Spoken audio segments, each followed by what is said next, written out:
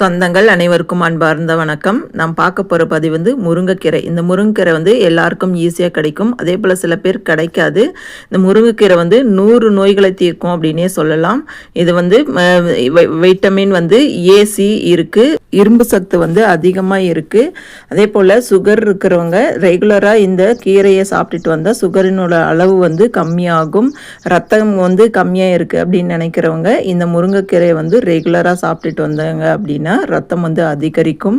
அந்த முடி கொட்டுற பிரச்சனை இருக்கிறவங்களும் இந்த முருங்கைக்கீரையை வந்து எடுத்துக்கலாம். இது வந்து சூப்பாகவும் எடுத்துக்கலாம். இது வந்து காலையில் டைமில் வெறும் வயிற்றில் குடிச்சிட்டு வந்தா அப்படின்னா நமக்கு ஒரு நல்ல நன்மை கிடைக்கும். இது வந்து கண்ணுக்கு ரொம்பவே நல்லது. வெயிட் லாஸ் பண்ணுறவங்களும் இந்த கீரையை யூஸ் பண்ணலாம். இந்த கீரையில் வந்து இவ்வளோ மருத்துவ குணங்கள் வந்து அடங்கியிருக்கு. இந்த கீரை வந்து ரெகுலராக உங்களுக்கு கிடைக்காது அப்படின்னு நினச்சிங்கன்னா கிடைக்கும் போது வாங்கிட்டு வந்து நிழலில் உலர்த்தி காய வச்சு பொடி பண்ணி வச்சு கூட இந்த கீரையை வந்து யூஸ் பண்ணலாம்.